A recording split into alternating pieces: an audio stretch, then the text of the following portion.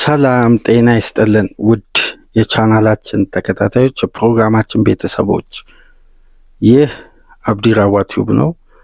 ፕሮግራማችንን ላይክ በማድረግ እንዲጀምሩ፣ ላይክ ስታደርጉ የዚህም ፕሮግራም ተደራሽነት ከፍ ስለሚያደርግ ላይክ እያደረጋችሁ ፕሮግራማችን እንድታደምጡ፣ አዲስ የሆናችሁ ሰብስክራይብ በማድረግ ለዚህ ቻናል ቤተሰብ እንድትሆኑ በአክብሮት እየጋበዝን፣ እንዲሁም ይህንን ፕሮግራም ከሀገር ውጭ የምታደምጡ የቻናላችን ተከታታዮች እንደ ሁል ጊዜው በተለይ በትናንትናው ዕለት ባሳያችሁት ከፍተኛ መነቃቃትና ለቻናላችን በከፍተኛ ሁኔታ ላደረጋችሁ ድጋፍ ከልብ እያመሰገንን ፕሮግራማችንን በሱፐር ስቲከር፣ በሱፐር ቻት፣ በሱፐር ታንክስ ድጋፍ እንድታደርጉ በአክብሮት እየጋበዝን በትናንትናው ዕለት እንግዲህ በርካታ አድማጮች ተሳትፎ አስተያየት በሰጣችሁበት የአባ ድጋሚ ወደ ፕሮግራሙ ተመልሶ በሳላና ስሎት ጉዳይ ዙሪያ ባቀረበው ፕሮግራም በርካታ አድማጮች እንግዲህ ሀሳብ አስተያየታችሁን ሰጥታችሁናል። እንዲሁም ከሀገር ውጭ የሚያደምጡን ትላልቅ አድማጮች እንግዲህ ድጋፋቸውን ለዚህ ቻናል በተለየ ሁኔታ ሲያበረክቱ ነበር።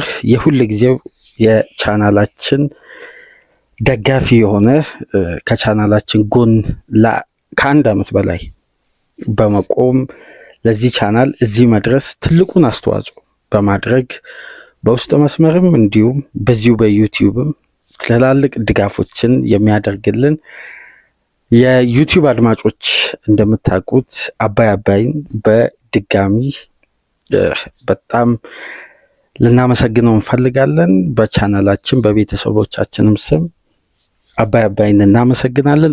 ወይም ያሬድን ከልብ ልባዊ ምስጋና እያቀረብን ውድ የቻናላችን ተከታታዮች የዚህ ቻናል እዚህ ደረጃ መድረስ ትልቅ አስተዋጽኦ በማድረግ ሁሌም ከጎናችን ሆኖ ድጋፍ የሚያደርግልን ምርጥ ወንድማችን ነው። ያሬድን እያመሰገናችሁ እንዲሁም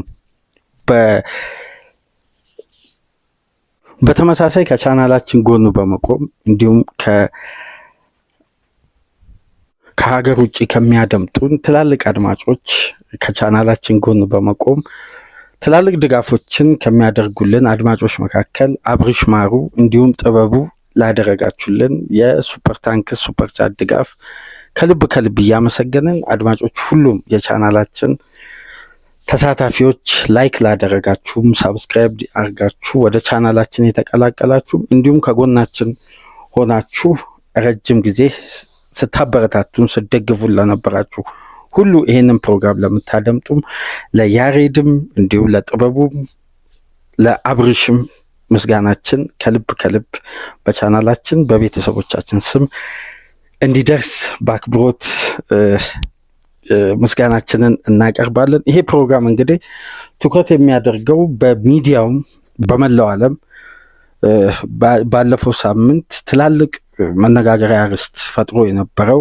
የመሐመድ ሳላ ኢንተርቪው የአርነ ስሎት ውጤት አለመረጋጋት በሁለቱ መካከል የተፈጠረው አለመግባባትና ሳላ በሚዲያ ደረጃ ክለቡንም አሰልጣኙንም የወቀሰበት መንገድ ተገቢ ነው አይደለም በሚል ሁለት ሀሳቦችን ከፍሎ እንግዲህ ሲያጨቃጭቅ ቆይቶ በስተመጨረሻም ሳላህ ትናንትና አርነ ስሎት አርብ በነበራቸው ጋዜጣዊ መግለጫ ይፋ ባደረጉት መሰረት ተጫዋቹ ወደ ስብስቡ መመለሱን ካሳወቁ በኋላ ትናንት ሊቨርፑል በአንፊልድ ብራይተንን አስተናግዶ 2-0 በሆነ ውጤት በአስደናቂ ጨዋታ ግሩም እንቅስቃሴ በታየበት የፉክክሩ መጠን ከፍ ብሎ ቅዳሜ ከተመለከትናቸው ምርጥ ጨዋታዎች መካከል በሁለት ቡድኖች መካከል የተደረገ አስደናቂ ፉክክር ሊቨርፑልም እንደ ቡድን ዌል ኦርጋናይዝድ ሆኖ በቀረበበት ጨዋታ እንግዲህ የፋቢያን ሁዝለር ፈታኙን ብራይተን 2-0 በሆነ ውጤት ማሸነፍ ችሏል። ሁለቱንም ግቦች እንግዲህ ፈረንሳዊው አዲሱ ፈራሚ የአንፊልድ አዲሱ ኮከብ ሂጎ ኤኪቲኬ ጨዋታው በተጀመረ በፕሪሚየር ሊግ የዘንድሮ ሲዝን ፈጣኗን ግብ 46ኛ ሰከንድ ላይ አስቆጥሮ ከረፍት በኋላ ደግሞ ከመሐመድ ሳላህ የተሻገረለትን የኮርነር ኳስ በሄዲንግ አስቆጥሮ 60ኛ ደቂቃ ላይ ሊቨርፑል እንግዲህ ወሳኙን 3 ነጥብ በአስፈላጊውና በወሳኝ ሰዓት ከፍተኛ የደጋፊ መነቃቃትና ድጋፍ በታየበት የአንፊልዱ የምሽቱ ጨዋታ ሊቨርፑል እንግዲህ ጣፋጩን 3 ነጥብ ከግሩም እንቅስቃሴ ጋር ማሳካት ችሏል። በዚህ ጨዋታ ዙሪያ እንግዲህ ትኩረት አድርገን እስቲ መነሳት ያለባቸውን ነጥቦች ከሰሞነኛ ጉዳይ እንዲሁም በጨዋታው ላይ የተስተዋሉ ነጥቦችን አንስተን ሰፋ ላለ ደቂቃ እንወያያለን።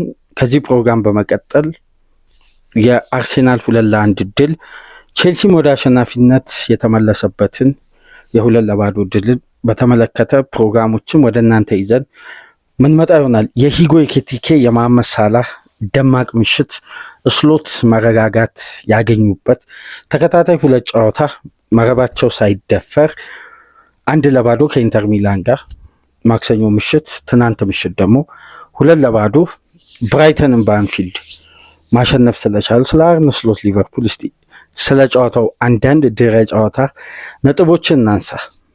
አሰልጣኙ እንግዲህ ከሻምፒዮንስ ሊግ ጨዋታ በኋላ የተለያዩ ለውጦችን አድርገው ነው ወደዚህ ጨዋታ የመጡት። ትላልቅ ጥያቄዎች፣ ውዝግቦች በነበሩበት ያለፈው ሳምንት ሊቨርፑል እንደ ቡድን ኢንተር ሚላንን ካሸነፈ በኋላ ትላልቅ ጥያቄዎች ሲነሱ የነበሩት የመሐመድ ሳላህ ቆይታና ተጫዋቹ በአንፊልድ ቤተሰቡን መጋበዙን ተከትሎ በምን አይነት መልኩ ይሄ ተጫዋች ለአንዴና ለመጨረሻ ጊዜ ነው በአንፊልድ የሚጫወተው ወይስ በድጋሚ ተመልሶ የመጫወት እድል አለው ወይ?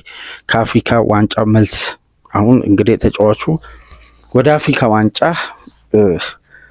የግብጽ ብሔራዊ ቡድንን ለመቀላቀል በቀጥታ ወደ ግብጽ በረራውን ያደርጋልና ይመለሳል አይመለስም የሚልም ጉዳይ ከጨዋታም በኋላ የተነሱ ትላልቅ ነጥቦች አሉ። እሱንም እናነሳለን። ጨዋታው ግን እንዴት ነበር? በተለይ አርነ ስሎት ካለፈው የኢንተር ሚላን ጨዋታ መልስ የተለያዩ የጉዳትም የቡድንም መረጃ አጋርቶ ነበር። አሌክሳንደር ኢሳቅ ባጋጠመው መጠነኛ ጉዳት ምክንያት ከምርጥ 11ዱ ወደ ቤንች በማውረድ በኢንተር ሚላኑ ጨዋታ ልዩነት የፈጠረው ተቀይሮ ከገባ በኋላ ጀርመናዊውን ፍሎሪያን ቪትዝን ወደ ስብስቡ ወደ ምርጥ 11ዱ በመመለስ በአለፈው የኢንተር ሚላን ጨዋታ ሲጠቀሙበት የነበረውን የዲያመንድ ፎርሜሽን በበለጠ ለፍሎሪያን ቪትዝ ነፃነት በሰጠ ሲስተም ሊቨርፑል ጨዋታውን የጀመረው። በዚህ እንቅስቃሴ እንግዲህ የመጀመሪያ ጨዋታዋን ሙከራም ግብም ማስቆጠር የቻሉት በ46 ሰከንድ ነው።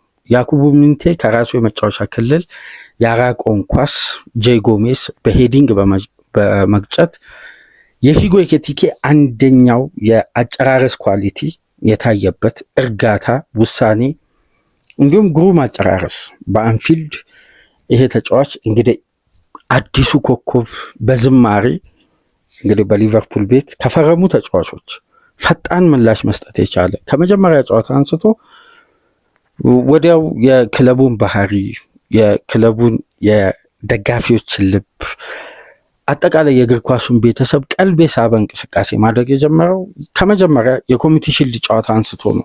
ተጫዋቹ ለተከታታይ ጨዋታ ግቦችን እያስቆጠረ ሊቨርፑል በብዙ ውጣ ውረድ ውስጥ እያለፈ ቡድኑ ውጤት በሚያስፈልግበት ወቅት ተነሳሽነት፣ በጨዋታ ውስጥ ያለው ሞመንተም፣ በተለይ ደግሞ ፍላጎት፣ የማያቋርጥ ፍላጎት ለእያንዳንዱ እንቅስቃሴ የሚያደርገው ቴክኒካል አፕሮች ደግሞ በተለየ ሁኔታ የደጋፊውንም ቀልብ የሳበ ቴክኒካሊም ታክቲካሊም የተዋጣለት እንግዲህ ይሄ ወጣት ተጫዋች በልዩነት ከፈረመበት ጊዜ አንስቶ አስደናቂ ብቃቱን በአንፊልድ እያሳየ ነው የሚገኘው እና የመጀመሪያው ግብ ላይ ያስቆጠረበት መንገድ ብዙ ሙገሳ ለኤኪቲኬ እየቀረበ ነው የሚገኘው።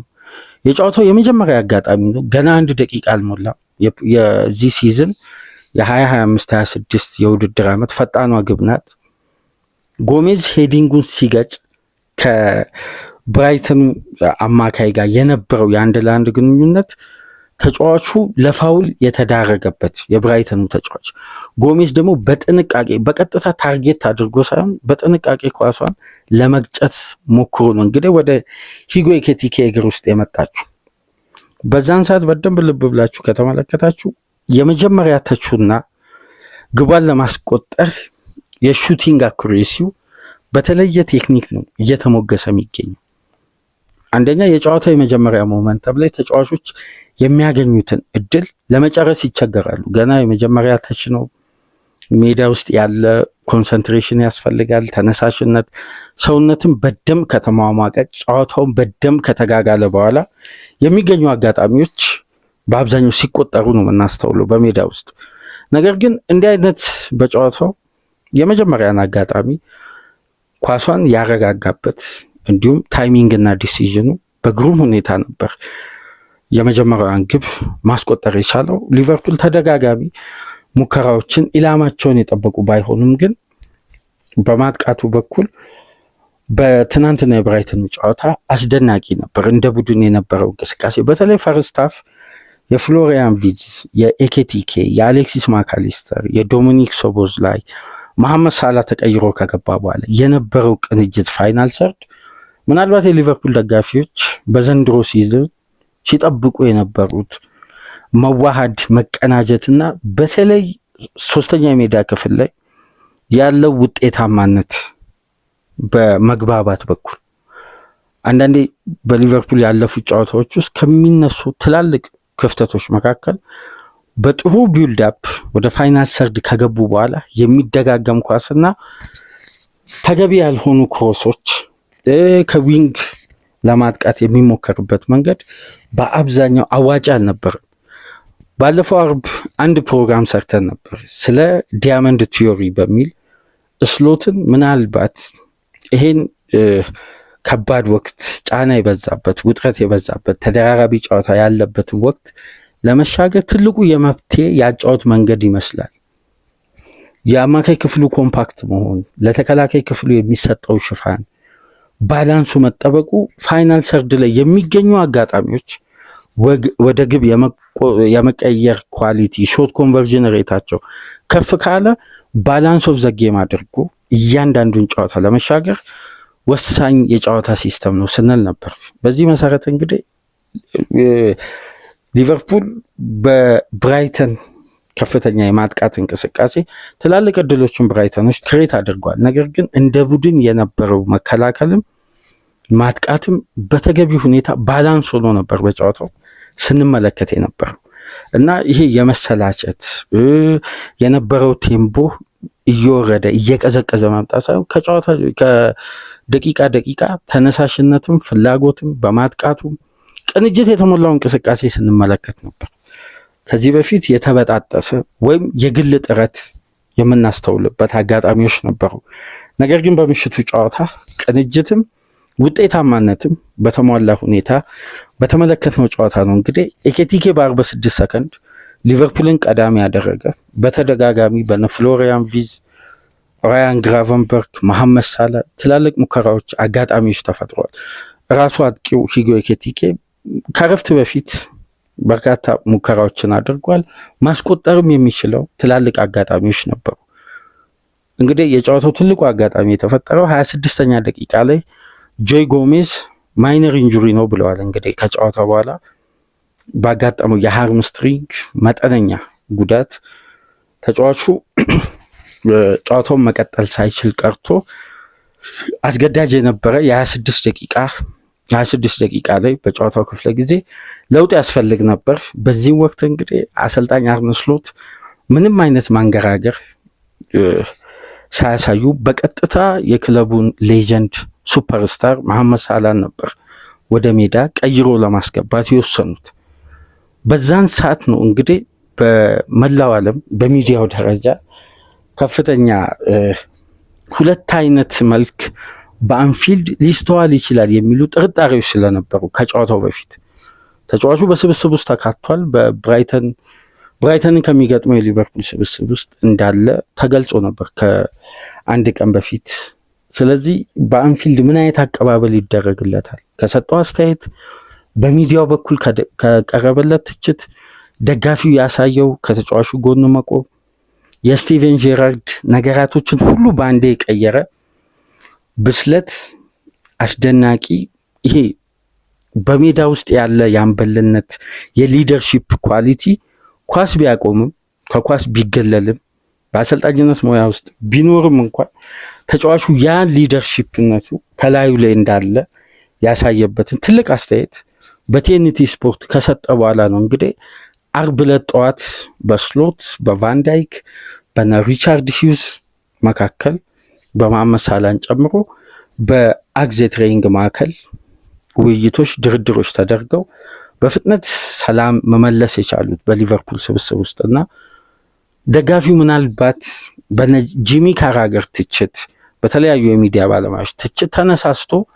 ሳላህ ላይ ተቃውሞ ሊያሰማ ይችላል የሚሉ ጥርጣሬዎች ነበሩ። ነገር ግን በሶሻል ሚዲያ ስንመለከት የነበረው የደጋፊው ሪያክሽን ከመሐመድ ሳላህ ጎን መቆም እና ከወቅታዊ ከሊቨርፑል ብቃት ጋር ተያይዞ በሚዲያ ደረጃ መስጠቱ ተገቢ ባይሆንም ግን የተጫዋቹን ሪያክሽን በደንብ ደጋፊው ተረድቶታል እና ሳላህ ልክ ሊቀየር የቤንች ልብሱን ሲቀይር የነበረው የአንፊልድ ድባብ የሚያስደነግጥ ነበር። በከፍተኛ ጩኸትና ግለት ተጫዋቹ ይሄን የክለቡን ሱፐርስታር የተቀበሉት እና ሙሉ 60,000 ደጋፊ ማለት ይቻላል ለመሐመድ ሳላህ እያጨበጨበ የተለመደውን የመሐመድ ሳላህ መዝሙር እየዘመሩ ተጫዋቹ ወደ ሜዳ የገባው። ከፍተኛ ተነሳሽነት፣ የስፕሪት ለውጥ ራሱ በሜዳ ውስጥ ይስተዋል ነበር። ሊቨርፑል እንደ ቡድን ያለው ፍላጎት ሳላህ ተቀይሮ እስከሚገባ ድረስም በ20 ደቂቃ ውስጥ የነበረው እንቅስቃሴ አስደናቂ ነበር። ተደጋጋሚ ሙከራዎች ነበሩ። በመከላከሉም በማጥቃቱም በኩል የነበረው ቅንጅት የሚያስደንቅ ነው። ሳላህ ሲገባ በበለጠ ከደጋፊው ስፕሪት ጋር ከደጋፊው ዝማሬ ጋር የሊቨርፑል ማጥቃትም እንቅስቃሴም በበለጠ ከፍ ብሎ ተጫዋቹም በጨዋታው የነበረው እንቅስቃሴ ምናልባት በዘንድሮ ሲዝን ሳላህ ሲወቀስበት ሲተችበት ከነበረው የግል ብቃት መውረድ ጋር ተያይዞ የትናንትናው ጨዋታ ግን የሳላህን ኳሊቲ በግብ አልታጀበም እንጂ የተጫዋቹ እንቅስቃሴ ከገባበት ደቂቃ አንስቶ በልዩነት አስደናቂ የጨዋታ ክፍለ ጊዜ ነው። እንግዲህ ቀሪ 75 ደቂቃዎችን ማሳለፍ የቻለው በሜዳ ውስጥ ግሩም እንቅስቃሴ ሲያደርግ ነበር። በጨዋታው 5 እድሎችን በመፍጠር 3 ሙከራዎችን በማድረግ ለሂጎ ኤኪቲኬ ሁለተኛ ግብ መቆጠር ከኮርና ሊቨርፑል በዘንድሮ ሲዝን የመጀመሪያ ሴት ፒስ ግቡን ነው ያስቆጠረው ከኮርና። ያችንም ኳስ አመቻችቶ በማቀበል መሐመድ ሳላህ በፕሪሚየር ሊግ አዲስ ሪከርድ አዲስ ታሪክ የጻፈበትም ምሽት ነበር። እንግዲህ ከአፍሪካ ዋንጫ በፊት ግሩም ሪከርድ በየትኛውም የእንግሊዝ ፕሪሚየር ሊግ ተጫዋች በዋይን ሩኒ ተይዞ የነበረ ያለፈውን ጊዜ በአንድ ጨዋታ ሳላህ ተሳትፎ ባደረገበት የፕሪሚየር ሊግ ጨዋታ ተይዞ የነበረውን ሪከርድ በራሱ በመጻፍ እንግዲህ በፕሪሚየር ሊጉ ለአንድ ክለብ ብቻ እየተጫወተ በቀጥታ ግብ ላይ ተሳትፎ በማድረግ በፕሪሚየር ሊጉ ታሪክ ብቸኛ ተጫዋች የነበረው ዋይን ሩኒ ነው። በዚህ የዘንድሮ የውድድር ዓመት ሳላህ በፕሪሚየር ሊጉ ካደረገው ተሳትፎ ጋር ከዋይን ሩኒ ጋር እኩል 277 ግብ ላይ ተሳትፎ በማድረግ መሐመድ ሳላህ 277 ቀጥተኛ የግብ ተሳትፎ በማድረግ በፕሪሚየር ሊጉ ታሪክ ለአንድ ክለብ ብቻ እየተጫወተ በዚህ ደረጃ ግብ ላይ ተሳትፎ ያደረገ ብቸኛ ተጫዋች በታሪክ በመሆኑ እንግዲህ አዲስ ሪከርድ የጻፈበት ምሽት ነበር። ከዚህ በፊት 276 ግብ ላይ ቀጥተኛ ተሳትፎ በማድረግ ዋይን ሩኒ በማንቸስተር የዚህ ሪከርድ ባለቤት ነበር። ትናንትና መሐመድ ሳላህ ለሂጎ ኤኪቲኬ አመቻችቶ ያቀበላት ኳስ ለዚህ ሪከርድ ዋነኛ ነበረች። ከኮርና በቀጥታ ለኤኪቲኬ ላስቆጠራት ሄዲንግ ኳስ መነሻ በመሆኑ እና ተጫዋቹ 183 ጎሎችን በፕሪሚየር ሊግ ለሊቨርፑል አስቆጥሯል። 93 አሲስቶች ማድረግ ችሏል እና የትናንት ምሽቱ 93ኛ አሲስት ነበር ለመሐመድ ሳላህ። ይቅርታ 100 ይሄ የዋይን ሩኒ ቁጥር ነው። 183 ግብ 93 አሲስት። መሐመድ ሳላህ ደግሞ 188 ግብ 89 አሲስት በማድረግ ነው እንግዲህ በፕሪሚየር ሊግ ለአንድ ክለብ ብቻ በመጫወት ይሄን ያክል የግብ ተሳትፎ በማድረግ በታሪክ ብቸኛ ተጫዋች መሆን የቻለበትን ሌላ አዲስ ታሪክ በዘንድሮ ሲዝን በትናንት ምሽቱ ጨዋታ መጻፍ የቻለውና ሳላ ተቀይሮ ከገባ በኋላ የሊቨርፑል ሞመንተም ኢነርጂ በከፍተኛ ሁኔታ ጨምሮ እንደውም በአንድ የኳስ እንቅስቃሴ ሳላ ለራሱ ማስቆጠር የሚችለው ከዚህ በፊት እንደውም ሲተችበት የምናውቀው ይሄ የመስገብገብ ወይም እንደነዚህ አይነት ኳሶችን ከማቀበል ይልቅ ለራሱ የሚሞክርበት አጋጣሚ ነበር እና እንደነዚህ አይነት አጋጣሚዎችንም ጭምር ለቡድን አጋሮቹ ሲያቀብል ነበር እና ትናንት ምሽት ከሳላ የተመለከትነው ሌላኛው ባህሪ ተጫዋቹ በተለየ የሜዳ ውስጥ እንቅስቃሴ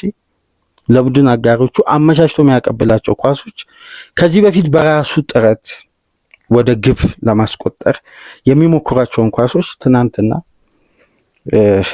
ለቡድን አጋሮቹ አመቻችቶ ሲያቀብል ነበር። ያው ከአንድ በላይ አሲስት በምሽቱ ጨዋታ ማድረግ አልቻለም ነበር እና አስደናቂ የሊቨርፑል ደጋፊ አቀባበል፣ የተጫዋቹም እንቅስቃሴ ማራኪ የነበረ በልዩነት እንግዲህ የብራይተን ጨዋታ ለመሐመድ ሳላ የተለየ አጋጣሚ ነው። ሁሌም በፕሪሚየር ሊጉ እንደምታውቁት ሳላ ትላልቅ የግብ ተሳትፎ ካደረገባቸው ክለቦች መካከል አንዱ ብራይተን ነው።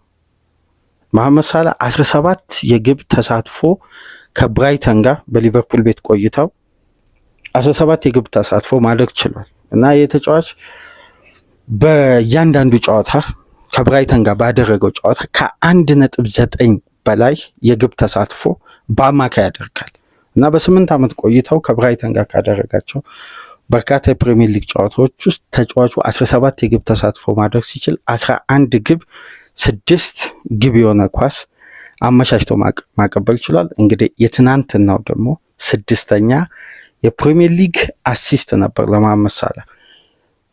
የትናንትና የግብ ተሳትፎውን እንግዲህ ተከትሎ ተጫዋቹ በሁሉም የፕሪሚየር ሊግ ቆይታው በቼልሲ ጨምሮ በአጠቃላይ 280 ግብ ላይ ተሳትፎ በማድረግ በፍራንክ ላምፓርድ ተይዞ የነበረው ከመሐመድ ሳላ ጋር እኩል 279 የግብ ተሳትፎ አድርጎ የነበረውን ሪከርድ እንግዲህ ሳላ አንድ የግብ አሲስት በመጨመር 280 የፕሪሚየር ሊግ የግብ ተሳትፎ በማድረግ በፕሪሚየር ሊጉ ታሪክ 3ኛ ደረጃ ላይ መቀመጥ ችሏል። እንግዲህ በአንደኝነት እንደምታውቁት የምንጊዜውም የፕሪሚየር ሊጉ ከፍተኛ ግብ አስቆጣሪ አለን ሺረር 324 የግብ ተሳትፎ ሲያደርግ ዋይን ሩኒ ከኤቨርተንም ጋር ጨምሮ 311 የግብ ተሳትፎ ማድረግ ችሏል። አሁን እንግዲህ መሐመድ ሳላ በ3ኛ ደረጃ 280 የግብ ተሳትፎ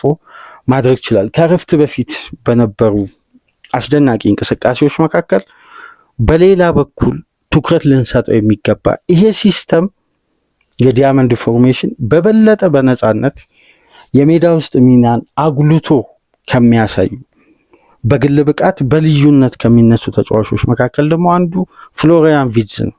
አሁን አንድ ስታት ስመለከት ነበር ከዚህ ፕሮግራም በፊት ይሄ ተጫዋች በፕሪሚየር ሊጉ አሲስት ሆኖ ሳይመዘገብለት ነገር ግን ቻንሶችን ክሬት በማድረግ ቢግ ቻንስ 26 ቻንሶችን ክሬት በማድረግ ያለ አሲስት በፕሪሚየር ሊጉ አንደኛ ተጫዋች ነው።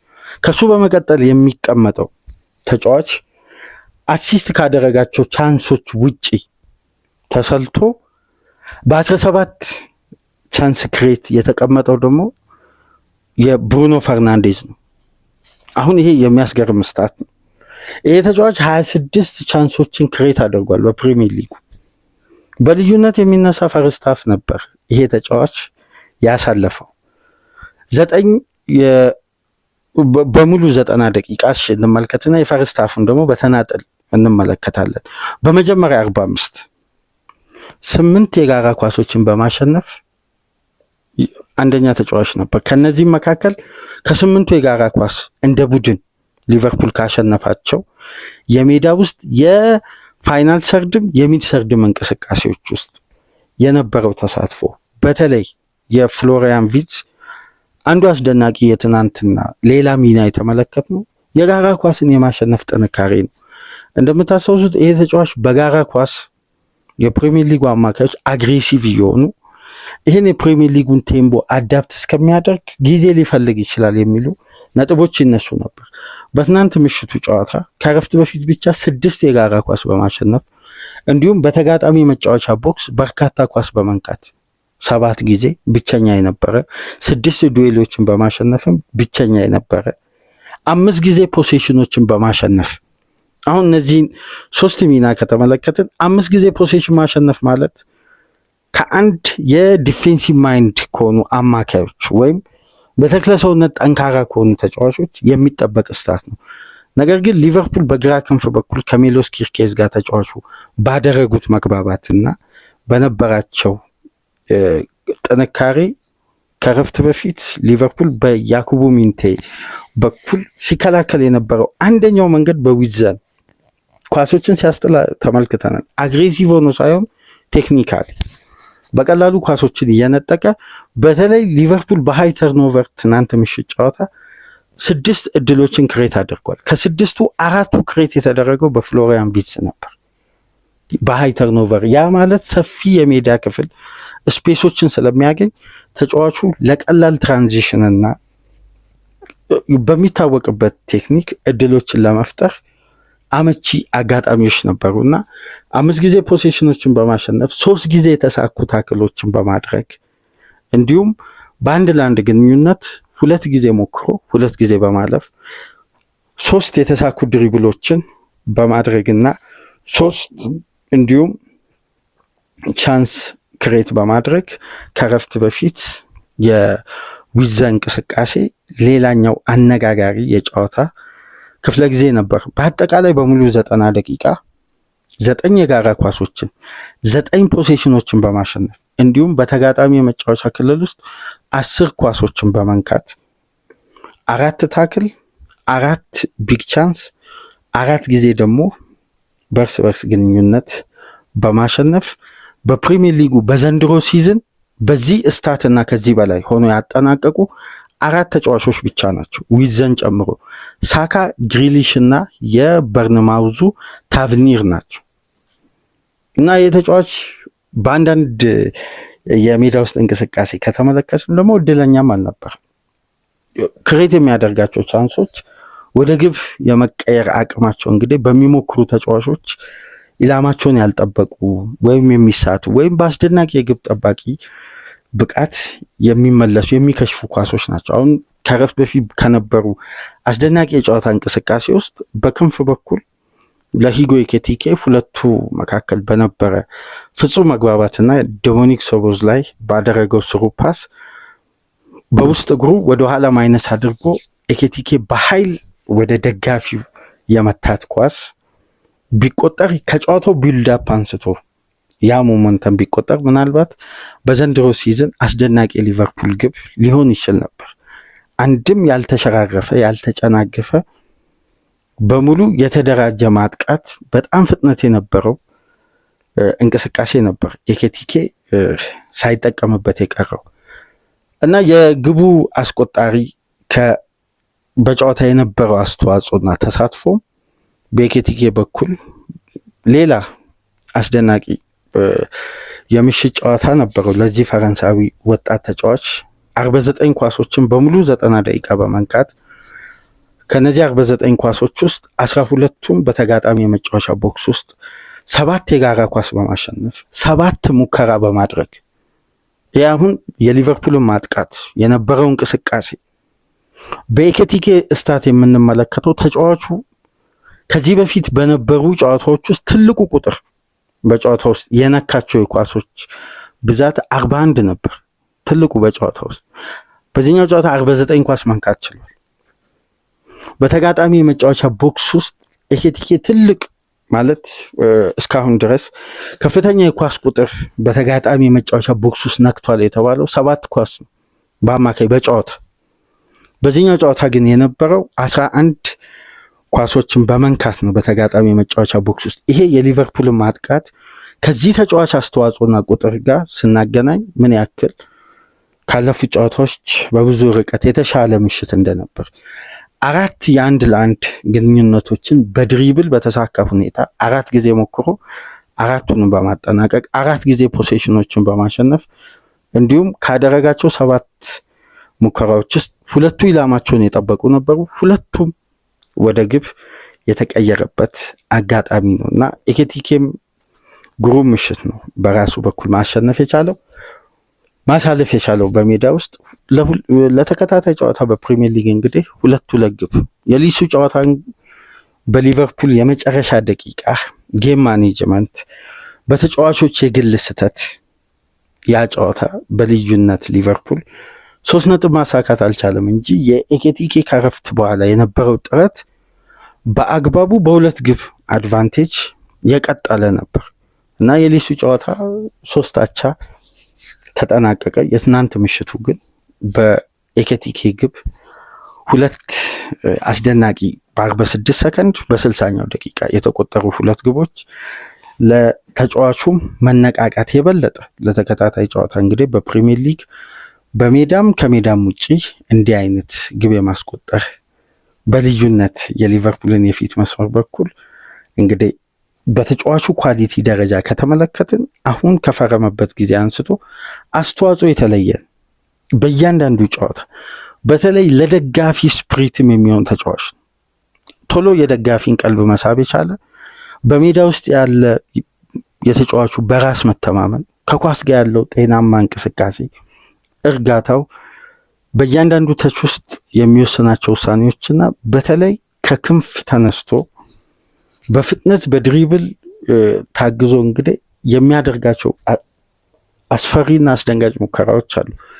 ይሄ ከጊዜ ወደ ጊዜ እየበሰለ ሊጉን ከዚህ በላይ በደንብ አዳፕት እያደረገ ከግብ ጋር እንዲህ የሚቆይ ከሆነ እነዛ ኳሶች ወደ ግብ የመቀየር አቅማቸው ከተጫዋቹ ኳሊቲ አንጻር ስንመለከት በቅርብ ጊዜ ከኤሪያ ውጭም ይሄ ተጫዋች የማስቆጠር እድሉ በጣም ሰፊ ነው። አሁን በቦክስ ውስጥ የሚጨርሳቸው ኳሶችን ነው በደንብ እያስተዋለ የምንገኘው። ከፓላስ ጋር ከኤሪያ ውጭ አስቆጥሯል በእርግጥ በኮሚቲ ሺልድ። ነገር ግን ከክንፍ ተነስቶ በፍጥነት በጉልበት በድሪብል በቴክኒክ ያው በተለይ ከረፍት በኋላ በግሩም ሁኔታ ዳንክን በፍጥነት የቀደመበት አንዳንድ ይሄ ስፒዱን ታይሚንጉ የሚጠቀምበትን ሞመንት ስናይ የፈርናንዶ ቶሬስ አይነት ፍጥነትና ጉልበት አለው ከኳስ ጋር። ቴክኒካሊ ግን በጣም አስደናቂ አጥቂ ነው። ተጫዋቹ በተጠበቀው ደረጃ እንግዲህ ከሱ የሚጠበቀውን አገልግሎት ለክለቡ እየሰጠ ነው። ለእያንዳንዱ ጨዋታ ፊት መሆን፣ ተነሳሽነት፣ ፍላጎት በአሰልጣኙ ሲስተም እንግዲህ ተለዋዋጭ ሲስተሞችን በቅርብ ሳምንት ውስጥ እየተመለከትን ነው። ግን የኤኬቲኬ ተነሳሽነትም ፍላጎትም ግብ የማስቆጠር አቅምም ከጨዋታ ጨዋታ በግሩም ሁኔታ እንደቀጠለ ነው እና ተጫዋቹ እስከ 78ኛ ደቂቃ ድረስ በአሌክሳንደር ኢሳቅ ተቀይሮ እስከሚወጣ ድረስ እንግዲህ አስደናቂ ነበር። ሃትሪክ መስራትም የሚችላቸውንም አጋጣሚዎች ሳይጠቀም ቀርቶ እንግዲህ ተጫዋቹ ሲቀየር ደጋፊው በከፍተኛ ጭብጨባና የተጫዋቹን ስም እየዘመሩ ነው እንግዲህ ተቀይሮ መውጣት የቻለው። ለሁለት ተከታታይ ጨዋታ ሌላ 2-2 ግብ በሁለት ጨዋታ 4 ግብ የኤኬቲኬ ሲዝን በሊቨርፑል ቤት ምናልባት በዚህን ሰዓት በሊቨርፑል ለስካሁን ድረስ በተደረገው የሊግም ከሊግም ውጪ ባሉ ውድድሮች ላይ ጠንካራ ፈታኝ በብዙ ውዝግብ በብዙ ውጣ ውረድ የበርካታ ተጫዋቾች ብቃት ባሽቆለቆለበት ሲዝን ውስጥ ሶቦስላይ እና ኤኬቲኬ ግን በልዩነት የሚነሱ ተጫዋቾች ናቸው። የዶሚኒክ ሶቦስላይ ለንጽጽር እንኳን የሚቀርብ አይደለም። እንደዛ እንኳን እየታመመ ተጫዋቹ መቀየር ማይፈልግ ለቡድኑ የሚያደርገው መስዋዕትነት የሚያስደንቅ ነበር እና በፕሪሚየር ሊጉ 7ኛ ግብ አስቆጥሮ 1 አሲስት በ15 ጨዋታ እንግዲህ 8 የግብ ተሳትፎ በሊጉ በማድረግ 3ኛ ደረጃ ላይ የከፍተኛ ግብ አስቆጣሪ ደረጃ ላይ መቀመጥ ችሏል እና ኤኬቲኬ በምሽቱም ጨዋታ ኮከብ ማን ኦፍ ዘ ማች በመባል መመረጥ ችሏል። ሌላኛው እንግዲህ በዚህ ጨዋታ የመሐመድ ሳላህን ጉዳይ ተመለከትን። ጨዋታው ከተጠናቀቀ በኋላ ደጋፊው ስሙን እየጠራ እየዘመረ ተጫዋቹን እንግዲህ ወደ አፍሪካ ካፕ ኦፍ ኔሽን ሲሄድ ቤተሰቦቼን እናቴን አባቴንም ጋብዣቸዋለሁ በአንፊልድ ሲል ደጋፊ ውስጥ የተፈጠረ ትልቅ ውጥረት ነበር። ተጫዋቹ የመጨረሻ ጨዋታውን ሊያደርግ ነው እንዴ በአንፊልድ የሚል ነገር ግን ከጨዋታው በኋላ አሰልጣኝ አርነ ስሎት ከጋዜጠኞች እንግዲህ ከድሉ በኋላ ቀጥተኛ ጥያቄ ሊሆን የሚችለው የመሐመድ ሳላ ጉዳይ ነው። በዚህ መሰረት እንግዲህ ሳላ ከአፍኮን በኋላ ይመለሳል ወይ ሲል አዎ አሉ። ይመለሳል፣ ተጫዋቹን እንፈልገዋለን፣ የሚያስፈልገን በርካታ ጨዋታዎች አሉ፣ ሳላ ይመለሳል፣ በዚህ ተስፋ አለኝ ተመልሶ ወደ ቡድኑ እንደሚያገለግል። ይህንን ጉዳይ ሁሉም እየዘገቡ ነው የሚገኙት። ፖል ጆይስ እንደሚለው ከሆነ መሐመድ ሳላ የመጨረሻ ጨዋታውን ለሊቨርፑል አላደረገም።